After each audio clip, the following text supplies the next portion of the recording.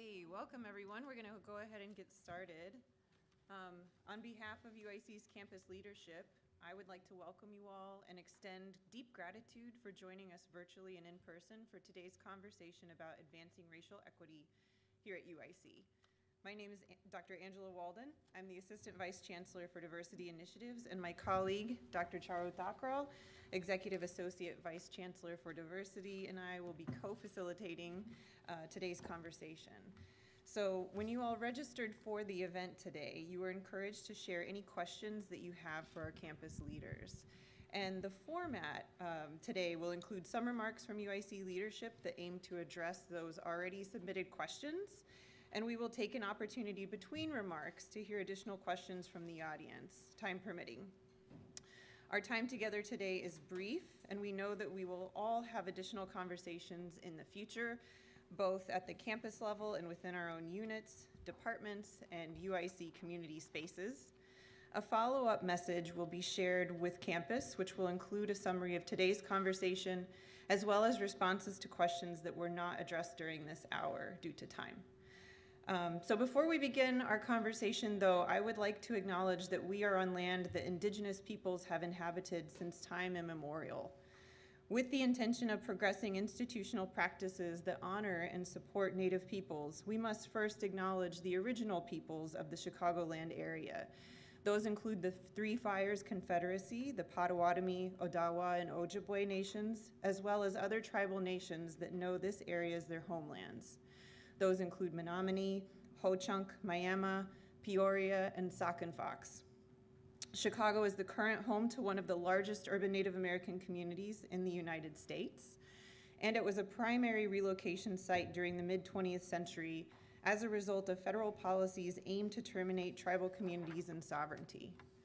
Native people are part of Chicago's past, present, and future, and as part of a land-grant university system that occupies and benefits from the theft of indigenous lands, we have a responsibility to Native American community members here at UIC, in Chicago, within the United States, and around the world. So with that, acknowledgement is due. This statement today serves as a placeholder as we work in the coming months to invite conversations and partnerships with Native communities near and far. We know that our work to increase visibility, support, and partnership with Native communities at UIC is really just beginning, and we cannot truly engage in acknowledgement until we have commitments in place to create tangible and ongoing changes in policy and action to build a community with Native people that privileges their voices. And so with that, if I can advance my slide. There we go. Nope. Okay. With that, I want to welcome Dr. Thakral, who's going to share some community agreements about engagement before we introduce members of campus leadership who are joining us today. Thank you, Angela, and welcome everyone. Thanks for coming out on this very cold but sunny day.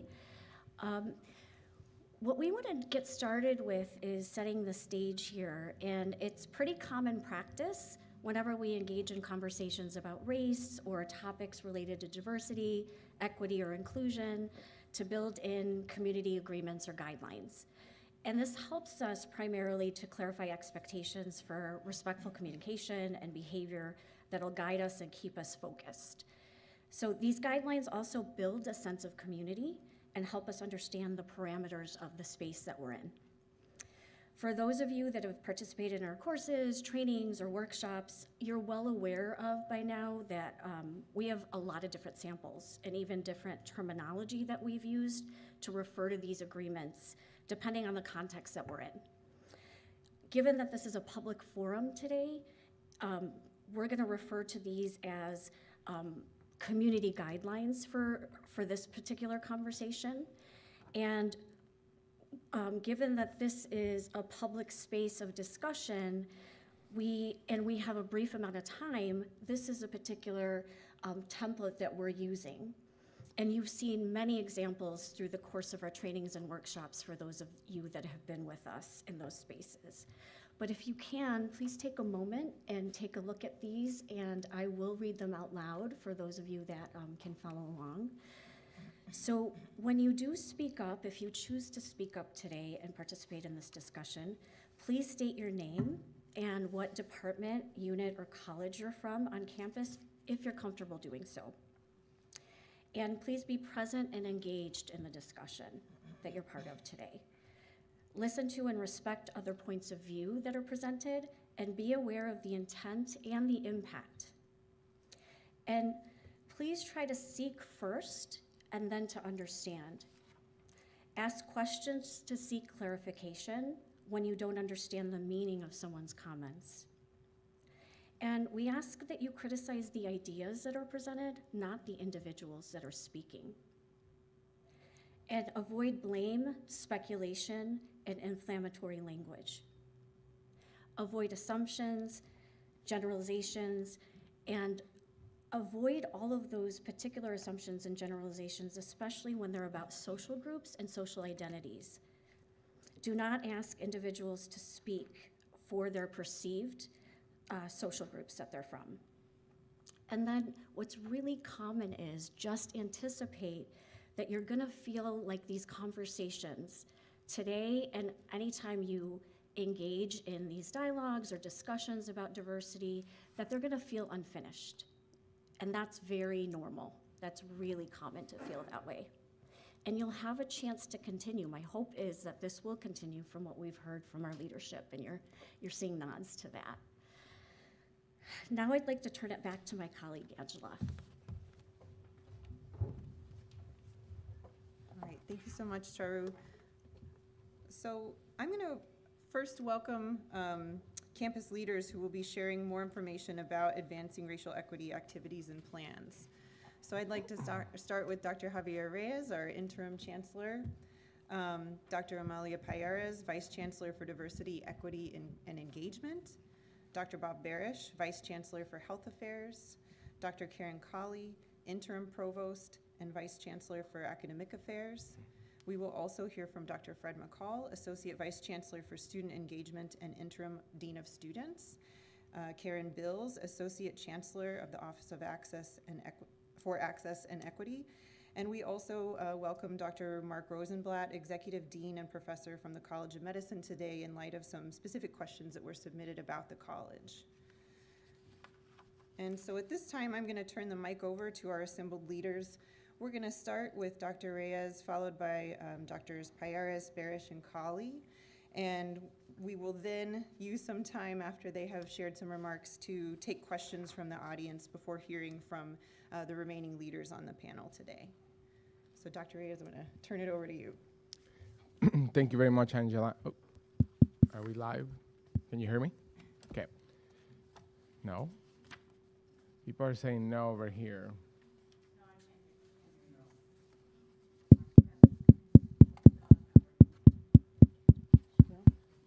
Is that one work? Well, this one works if you want to come over here. Or if we can't speak.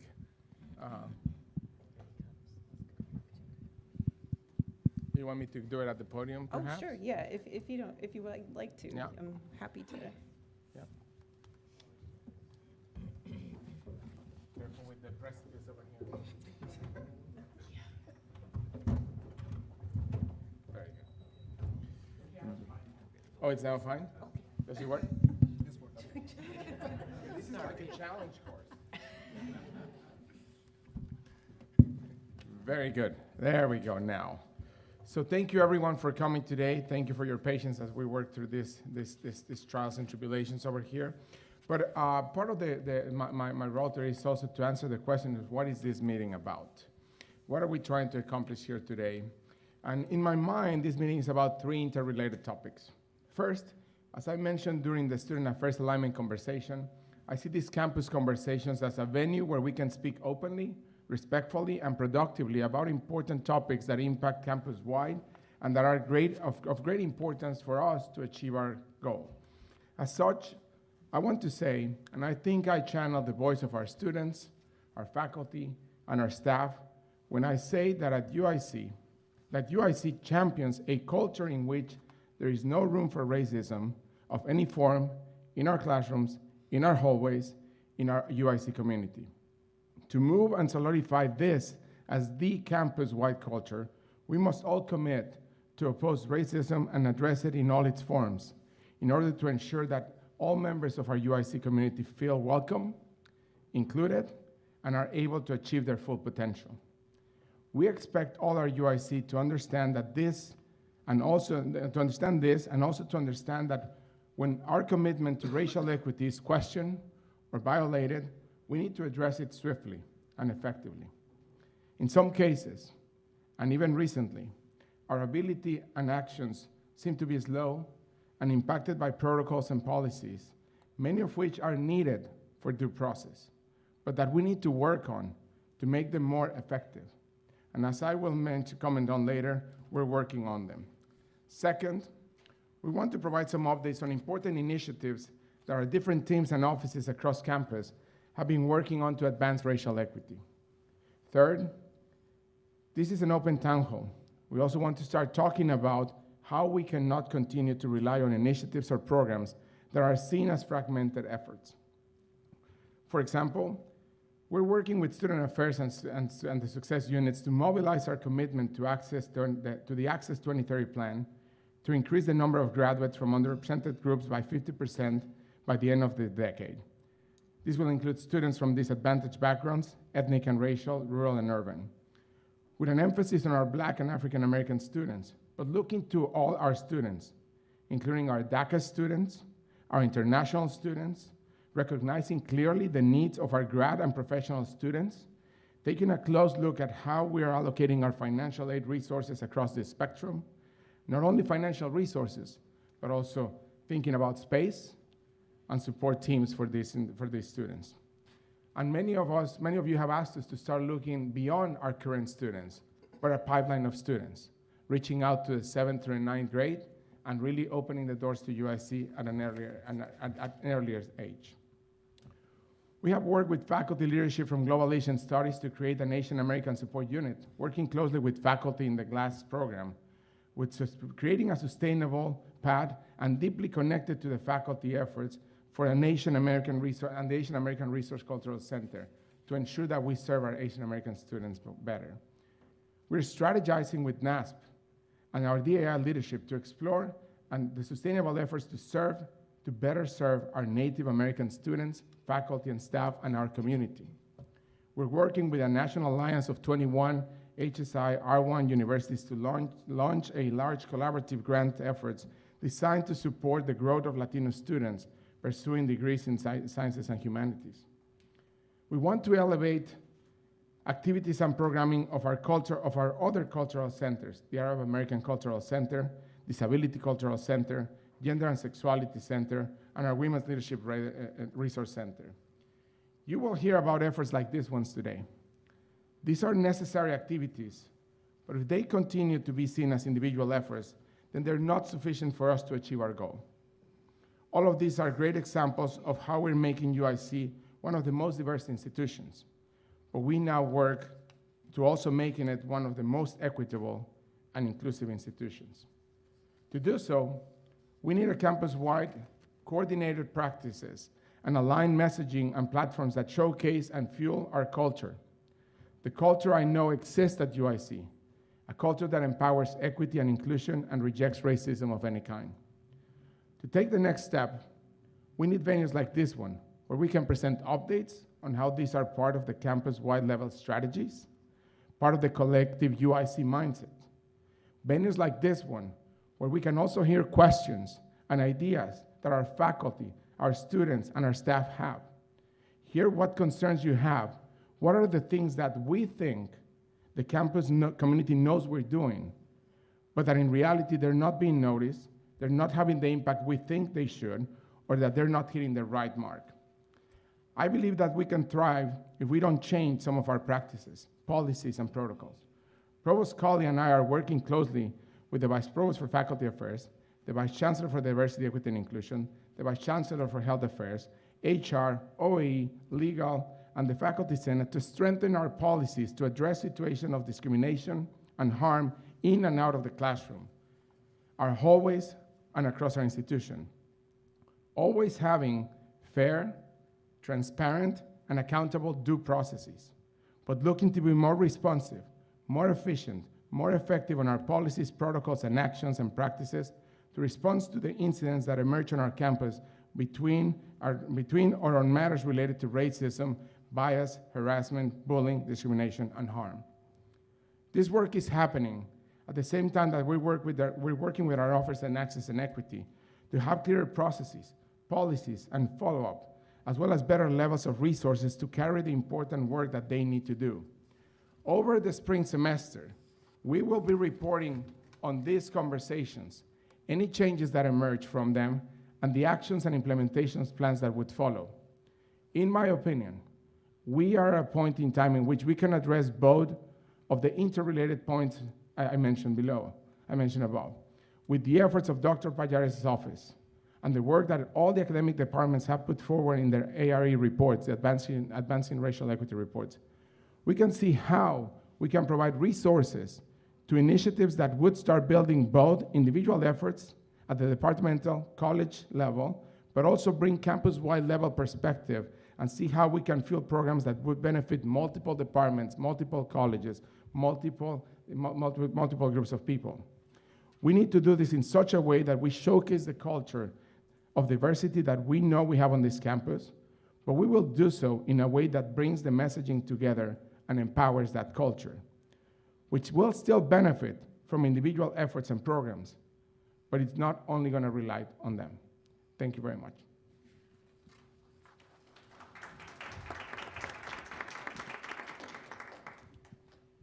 Thank you, Chancellor.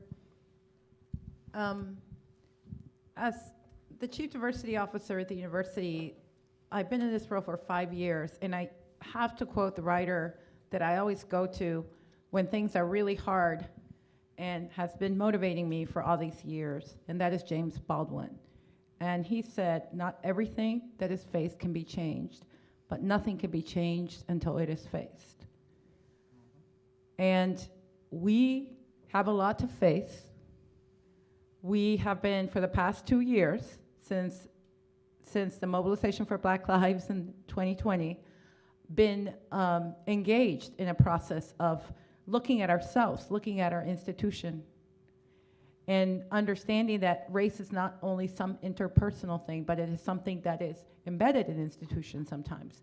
So the issue being more than something happened or somebody said something to somebody discriminated against somebody, it's a question that becomes, what happens then? You know, is there silence? Is there fear? Or does something happen? Does the institution respond? And I want UIC to be the kind of institution that responds everywhere. And that's what we're working towards. Compositional diversity is a term I like to use a lot because UIC is often known, and I'm proud of the fact that we are very diverse. We could be more diverse, especially, and we are working towards that. But we do have a lot more compositional diversity than many other universities, especially R1 universities. But that does not equate to inclusion and equity. And that has been a really important mission for our office. How do we make UIC equitable? When we know that different minoritized and historically underserved populations have very different access to resources. They have different needs, right? So how are we equitable? How do we make sure that we're equitable? And how do we make sure that we're inclusive? Are we really listening to all the voices? Are we engaging with them? Are they all at the table? That's our goal. Our goal is to be equitable. Our goal is to be inclusive, and it's not easy. But that is something that I think we value and we want to move towards. And the last thing I'll say about this general kind of reflection on where we have been and where we want to go is that to do this, it has to be everywhere. It can't just be from the top. It has to be in every department, in every space, in every college. So if we're really talking about changing our culture, changing our systems, then we need to talk about how do we achieve change? How do we achieve change in all our spaces, right? And so that's, I think, the guiding framework for me and for all of us who have been working on this has been something that I'll just talk about 4 things that are really, really important, and that's what we're engaged in right now. having a plan, having a baseline, engaging in action, and finally having accountability. So plan, baseline, action, accountability. Plan has meant that not only does the university have a plan as to what it's doing, and many of the initiatives the Chancellor was talking about, and Provost Colley and Vice Chancellor Barish are talking about, are part of those plans and part of those initiatives, but they happen also at the local level. Every department has a plan. And that's really important, because how can I hold you accountable for something if you don't have a plan? So the first thing is a plan, and that plan means looking into yourself and saying, well, where are we? And that is what I call the baseline, right? Where are we? Where are we? Where is each department? So many departments and colleges have been doing surveys and looking at, I've been reading all these advancing racial equity reports. By the way, there's about 97 of them, the process we've had, and several dean summaries. And I actually like when I read a department saying, we don't really know. We're going to start doing a survey because we want to hear from the students as to what will make them feel welcome and like they belong here. I actually think that's very honest and very necessary, right? So we do that baseline, but we don't expect something of departments that we don't do ourselves.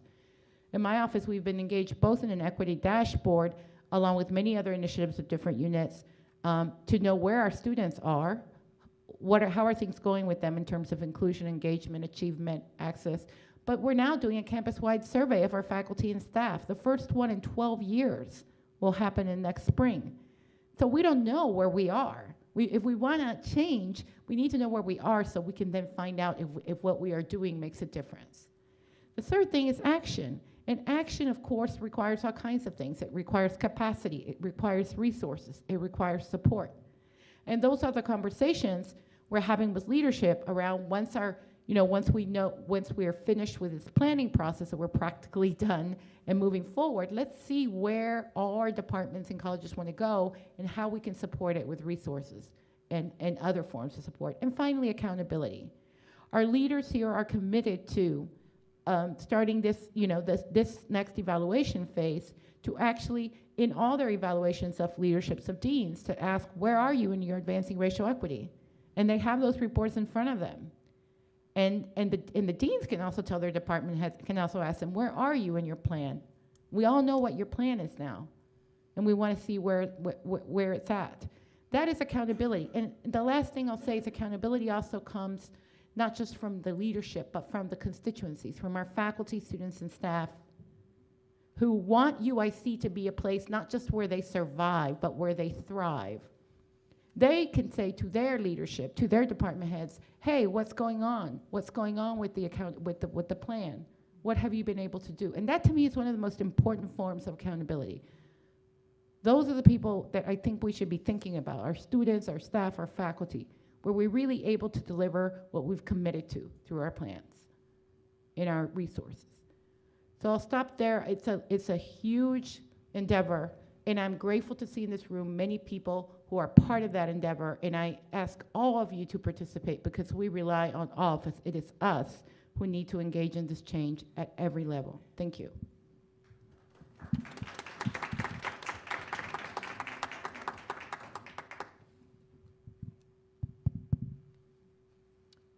Well, good afternoon. People hear me? Okay. You have to put it closer. A little closer. Okay. Good afternoon. Yep. All right. And once again, welcome to this important conversation. I'm Dr. Bob Barish, and as the Vice Chancellor for Health Affairs, my office has oversight over UIC's academic health enterprise, UI Health. But what does this mean exactly? Move it closer. How's this? There you go. Better, okay.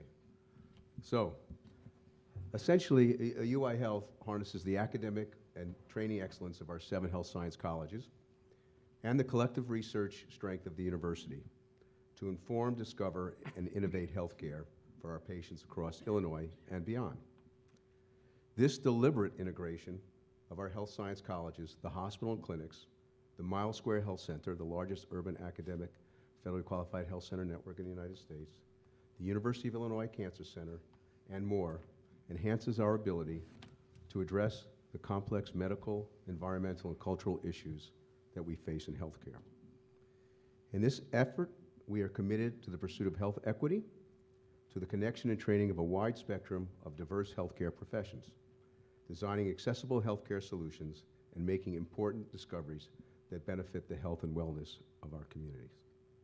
So during the pandemic, the Office of the Vice Chancellor for Health Affairs convened an anti-racism task force consisting of representatives from across the academic and clinical health enterprises, which was tasked with creating an inventory of current efforts, assessing and then making actionable recommendations on how we can better improve our diversity, equity, and inclusion across UI Health. In addition to drafting an anti-racism statement, which we are adopting, this task force prepared a briefing with short and long-term recommendations. A primary recommendation was the development of a new role, the Director of Health Affairs Diversity, Equity, and Inclusion. We are pleased to announce that after a national search, Adriana Black from the University of Chicago has recently accepted the role, which will report jointly to Health Affairs and the University Diversity Office to my colleague to my right, Amalia. And Adriana starts next Monday, December 5th.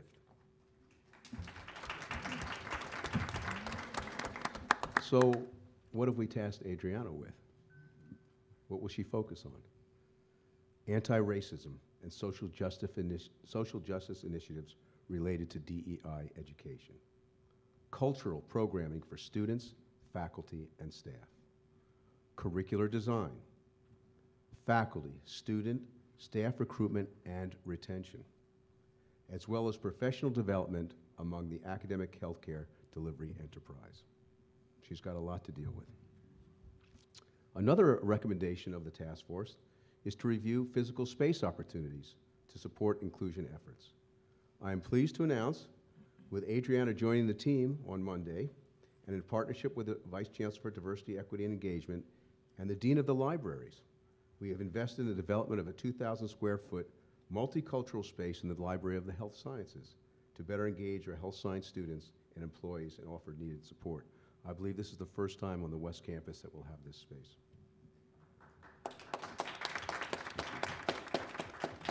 This well-appointed suite of rooms will support cultural programming as well as provide lounge, study, and meeting space for the UIC Health Sciences community. And we expect this to open in February of 2023, so not too far away. So now in the interest of time, I'll address some of the questions received from the UIC community about how we, as an academic health enterprise, are addressing racial equity and inclusion. So UI Health is dedicated to the pursuit of health equity. It is our mission. As we continue to focus activities and attention on this effort, we have several significant indicators that we continue to move into the right direction. UI Health is expanding throughout the city and state in impactful ways. Working directly with the communities that we serve, we have recently opened the 55th and Pulaski Health Collaborative. The collaborative promotes health equity in Chicago's Gage Park and West Elson communities by providing comprehensive specialty healthcare services and is the first of many healthcare transformation collaboratives funded by HFS. The collaborative also includes activities of UI College of Applied Health Sciences, which will provide physical therapy, occupational therapy, and very importantly, nutritional services. And the Office of UIC Engagement and Neighborhood Health Partnerships, which supports engagement and oversees an integrated care coordination model to help address social and structural determinants of health. Similarly, the UI Health Mile Square Primary and Immediate Care Center and the Healthy Lifestyle Hub, which was an effort spearheaded by the Greater Auburn Gresham Development Corporation, fills a gap by providing available care to adult and pediatric primary care, women's health care, pregnancy and prenatal care, behavioral health, substance abuse, HIV, dental care, preventative care, and pharmacy services. Now, if you look to the slide, you'll see that the mayor cut the ribbon for this. And she was very emotional. She actually began crying and said, if you had told me that UIC and UI Health would be in this community, I never would have believed you. So we are making changes in a good way, and we're hoping to move further south into the Austin community as well. So additionally, Recent construction like the new specialty care building is UI Health's latest achievement in the pursuit of health equity, $200 million public-private partnership that opened on September 26th.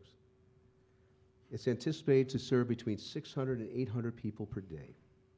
It's also made a substantial contribution to the local workforce and economy, and around 500 people were employed throughout the construction of the building, and once fully operational, it will create more than 100 full-time jobs.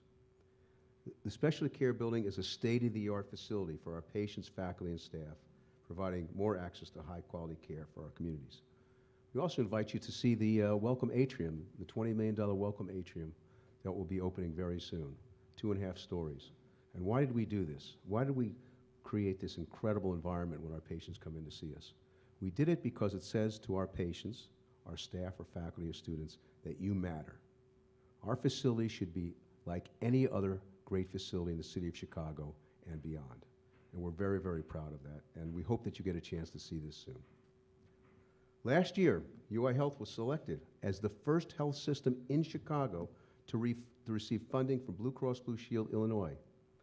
Over 3 years, UI Health will receive $9 million in funding to expand its efforts to improve diversity among healthcare providers and to reduce the health disparities experienced by patients who are members of communities of color and other communities that disproportionately experience poor health outcomes. The funding will be used to both expand current programs and launch new initiatives ranging from investments in data collection and informatics systems to the development of an anti-bias and anti-racism program. We're also proud to say that the Human Rights Campaign, let me repeat that, the Human Rights Campaign honored the University of Illinois Hospital with a score of 100% on their 2022 Healthcare Equality Index for its implementation of LGBTQ+ policies and practices, and transgender inclusive healthcare benefits. This score makes the hospital an LGBTQ+ healthcare equality leader, something we're very proud of. So as UI Health continues to assess its diversity and representation in leadership, we have intentionally sought to recruit and retain talented, diverse, and inclusive leaders among our academic health enterprise. In fact, I see her in the audience today. This summer, Ronnie Morrison was named Chief Diversity and Community Health Equity Officer for the University of Illinois Hospital and Clinics.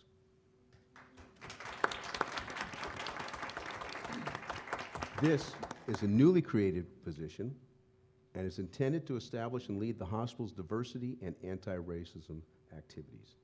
In addition, Ronnie will serve as the lead community liaison between the hospital and the many aspects of healthcare issues affecting the communities we serve. This role will include care coordination and community relationships with leadership responsibilities. And finally, the UIC Urban Health Program was established in 1978. It leads the country and is a recognized national leader. It was in a response to an Illinois legislative mandate to the University of Illinois to recruit and support students for underrepresented minority groups into degree and professional programs leading to healthcare careers. The ultimate goal of the program was and continues to be to train a cadre of underrepresented health professionals dedicated to addressing persistent health disparities in minority populations and improving the quality and availability of healthcare in underserved urban areas. The UI Health Urban Health Program is a comprehensive pipeline program, K through 12, undergraduate, pre-health, graduate, and professional schools that recruits and supports students pursuing careers in health professions, including allied health, dentistry, medicine, nursing, pharmacy, public health, social work, research, and academia. Each health sciences college at UIC has UHP staff and programming. So once again, I would like to thank you for your time today. I want to make it clear, once again, that as the Vice Chancellor for Health Affairs, I'm in full support of our anti-racism initiatives, and I'm eager to partner with all members of our university community to advance racial equity. Whether a person engages with our enterprise in the classroom, within a clinic room, research lab, or among any of our locations across the state, they should encounter an inclusive and respectful environment. It is through our collective partnership and listening to the experiences of our colleagues that we can provide a safe, welcoming, and positive experience for all. So thank you, and I now like to turn this over to Karen Coley, our Acting Provost and Vice Chancellor for Academic Affairs.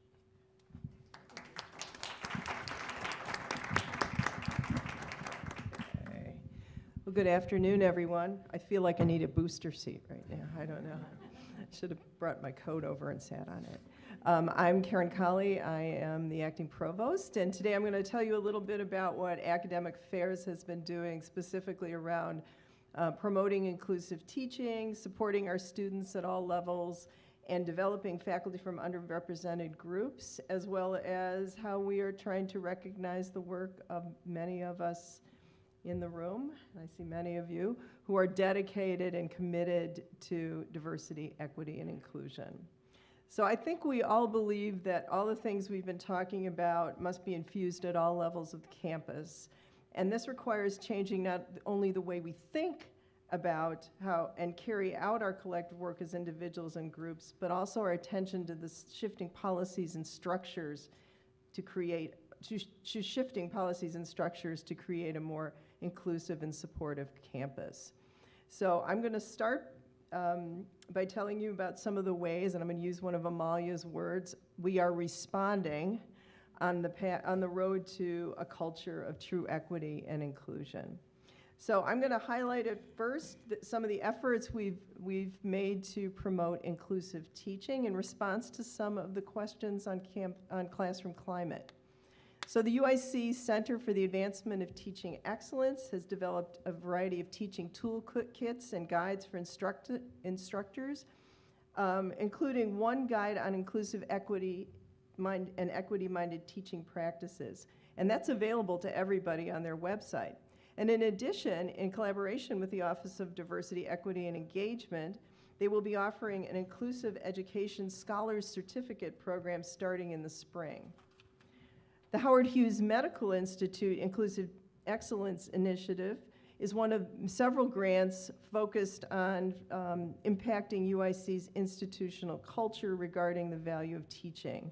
And this is a really exciting effort that started in 2018 and has served as a catalyst for changing culture. It involves 3 liberal arts and sciences STEM departments, and these individuals in these departments have been redesigning course materials to enhance the academic success of their underrepresented and non-traditional students, and also providing faculty development to encourage culturally sensitive teaching. And finally, UIC has also initiated programming to build a cadre of equity-minded future faculty through our participation in the National Center for the Integration of Research, Teaching, and Learning, or CERTLE, that offers grad students and postdocs workshops and courses on implementing evidence-based teaching practices for diverse learners. Another series of questions was all around supporting our students and building future faculty from underrepresented groups. So as Bob even started right at the end of his commentary, we have many programs directed at supporting trainees and developing new faculty. And some programs start as early as high school, and as Bob just educated me, even before high school, including the Urban Health Program, and the UIC, some programs out of the UIC Cancer Center and College of Medicine in general. There's a number of programs for transfer students, post-bac scholars, and undergraduates from underrepresented groups. And these introduce these individuals to the possibility of research and the possibility of being faculty. These include programs such as the Bridge to the Baccalaureate program, the UIC Portal to Biomedical Research Careers Post-Bac Research Education Program, and a number of undergraduate research programs like the Summer Research Opportunities Program, the Las Ganas Program that focuses on Hispanic STEM students, and the DuSable Scholars Program that focuses on Black and Native American STEM students. I have to toot my own other horn a little bit. The UIC Graduate College also provides a number of fellowships dedicated to students from underrepresented groups, and I have to highlight the Pipeline to an Inclusive Faculty program that is designed for outstanding scholars who are dedicated to careers in the academy. And these are in all disciplines, not just STEM. It seems we're very STEM heavy on some of these programs, but not that one. There are two other programs at UIC that are explicitly designed to diversify the academic workforce, and one is the Institutional Research and Academic Career Development, or IRACTA program. That's a collaboration between the College of Medicine, College of Pharmacy, and Governors State University. And its intent is to develop a diverse group of highly trained scientists to join the academic workforce. And of course, our the most outstanding program is the Bridge to the Faculty program that's sponsored by the Office of Diversity, Equity, and Engagement. And this it's aimed to, and it did, attract promising scholars from underrepresented groups to UIC. And it has allowed us to make tremendous headway in diversifying our faculty, and especially in departments with no or few faculty from underrepresented groups.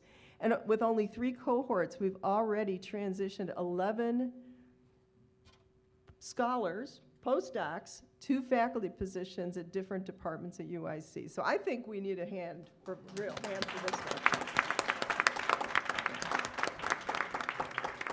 And along with that, there's been a program called the Targeted Opportunity Hires, and in the last 2 years, this program has resulted in the hires of 21 mid to senior level faculty from underrepresented groups. Another big success story, I think.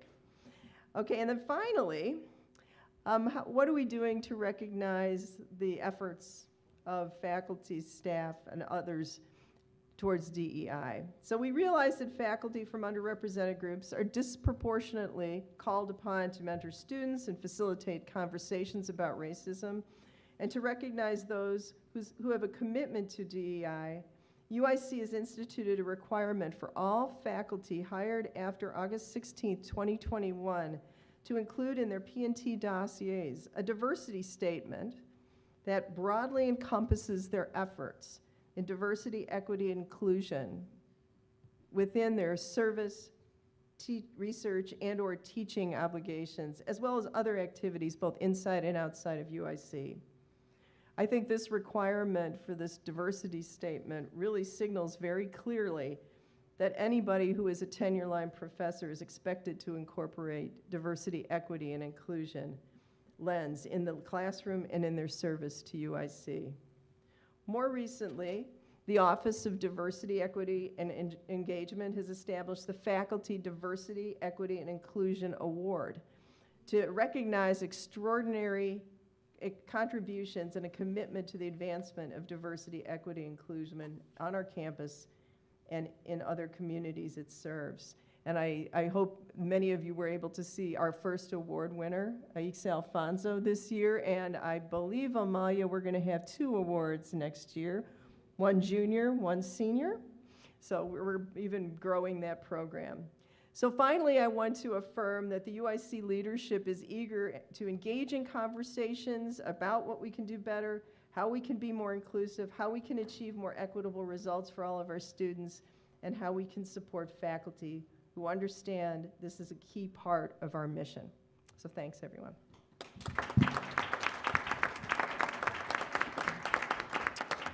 All right. Well, I am nothing if not a transparent facilitator, and I note the time. I want to make sure our leadership panel in full has an opportunity to share information because, of course, questions I think will be informed by what they share with you. Please note that if you're here in person, there's a QR code on a piece of paper or on a chair near you. You can submit questions.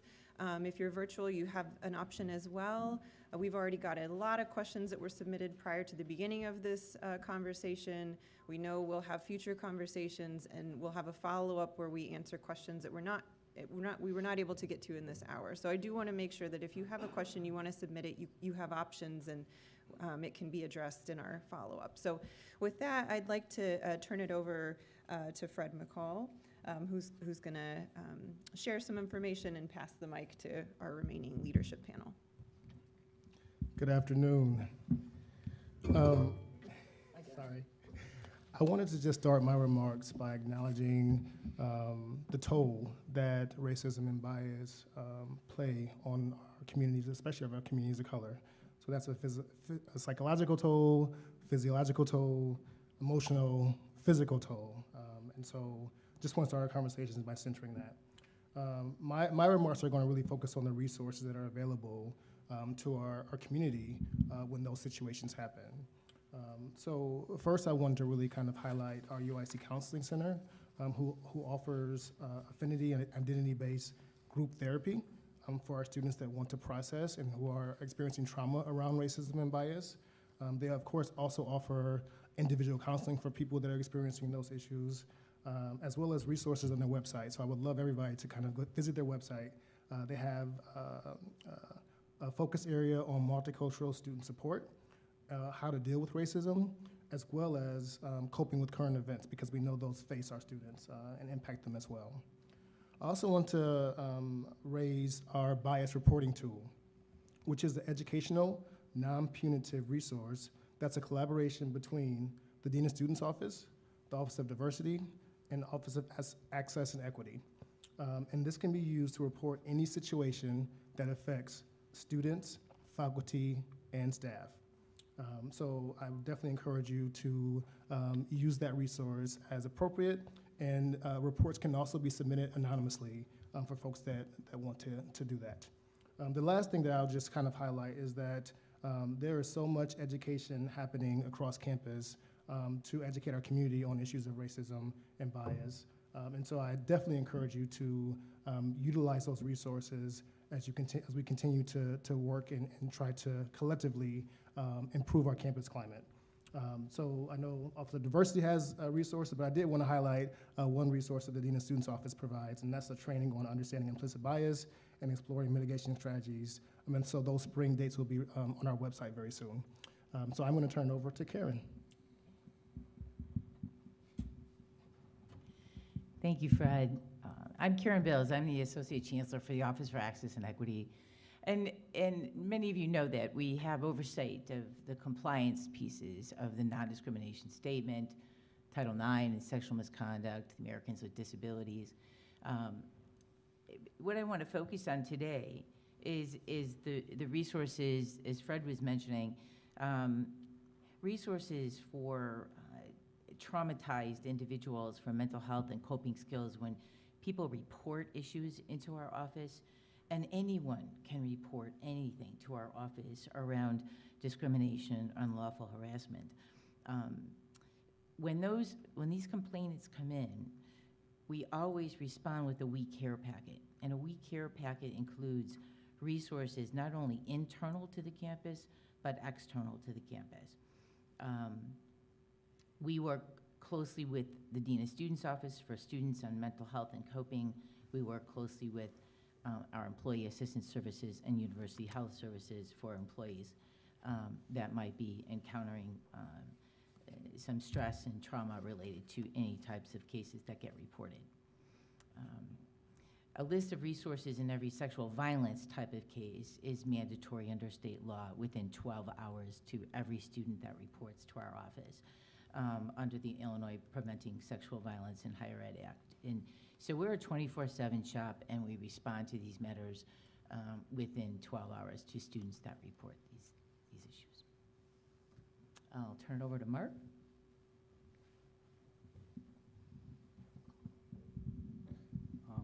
Well, thank you very much. I think just to echo the Chancellor's voice, that our College of Medicine, as one of the largest colleges around faculty and students, is really committed to anti-racism.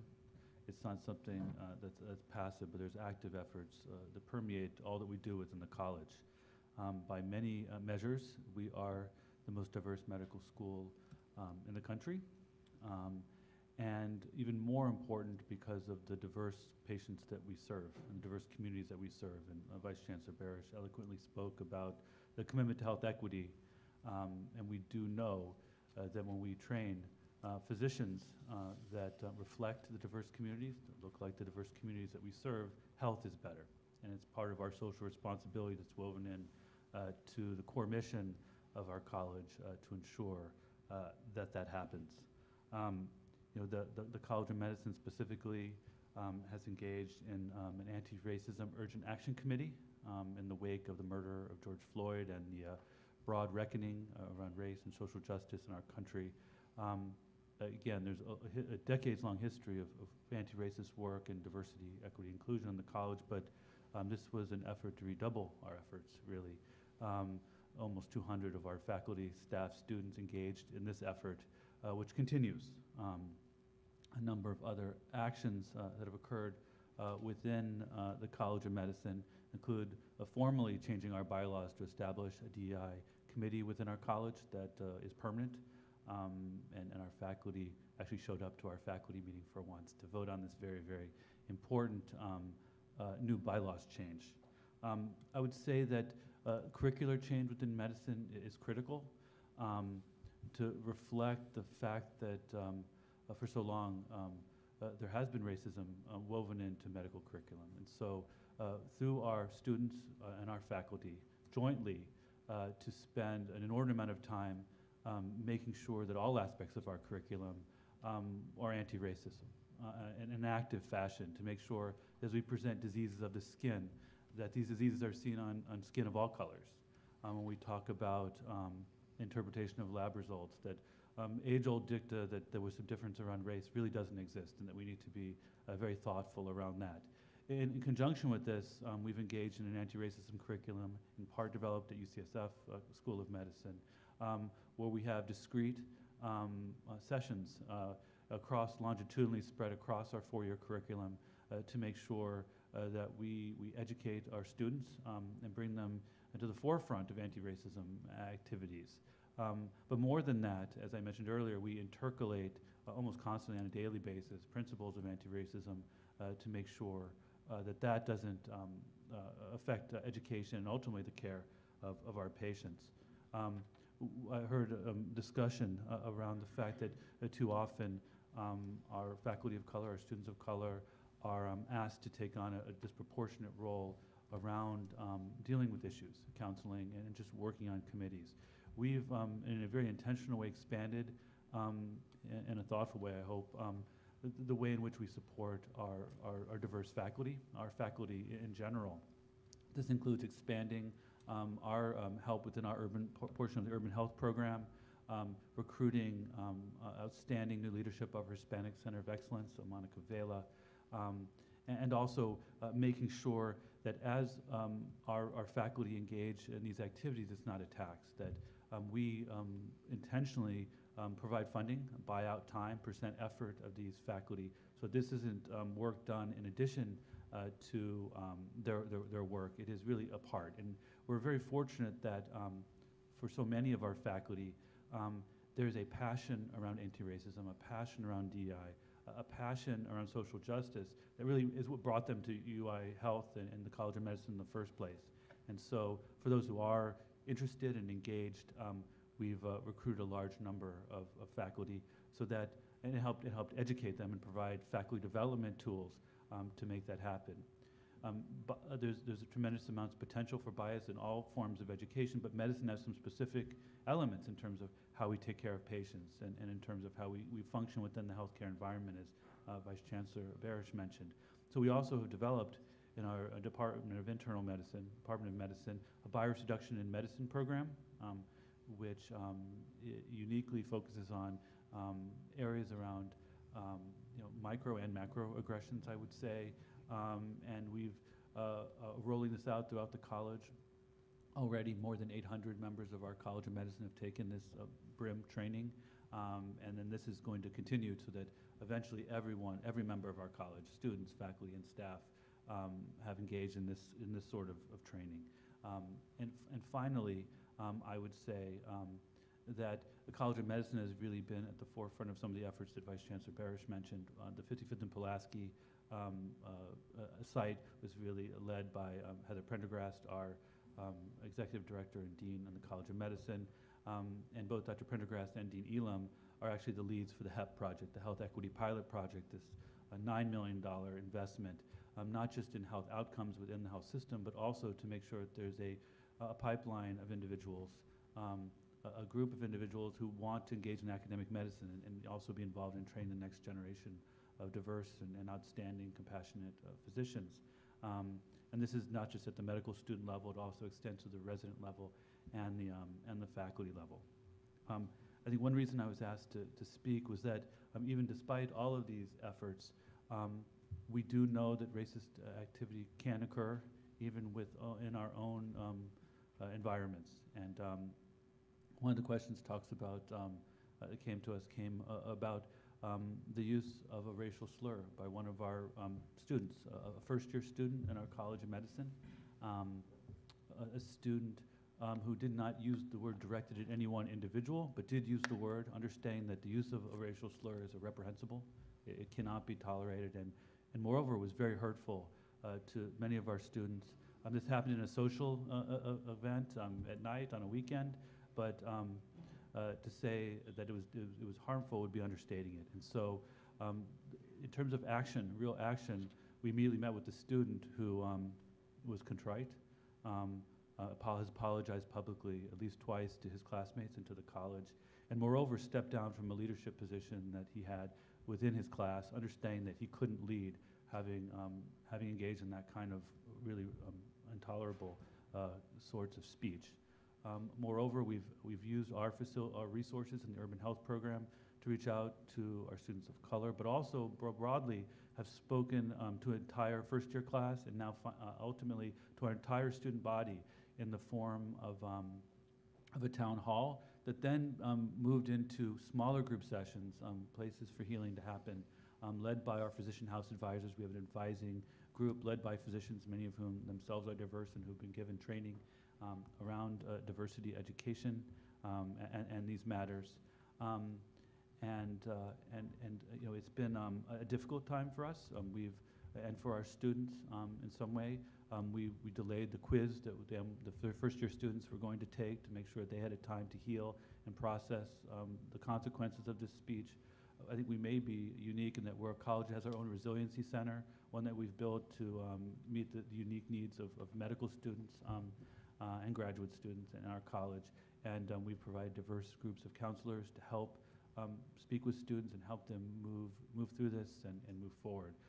Again, while we can't speak specifically on discipline to students, that's not part of the process. I will tell you that the College of Medicine has a professionalism, a code for our students that transcends that really with students across UIC. It's elevated beyond understanding the important roles that physicians in training have, the social responsibility they have, the responsibility they have towards anti-racism and professionalism, and that, again, not being specific, but there are these sorts of incidents are elevated to our professionalism subcommittee of our college committee on student promotions, which is populated by both our faculty, diverse faculty and students, and that ultimately there can be action taken, disciplinary action taken against students. So again, just to highlight that even in colleges, I think in universities where we clearly have a long history of caring and thinking about anti-racism,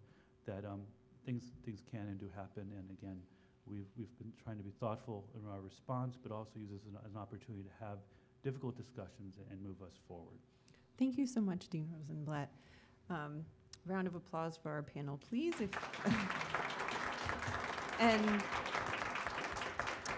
with that, we are at time, and so just wanted to remind folks, we'll send out a summary that includes some responses to questions that we were not able to address in the context of remarks and things that have been submitted in real time as we've been sharing this hour together. So just wanted to thank you all so very much. Looking forward to more conversations in the future, and thanks everyone for your attention and engagement today. Thanks.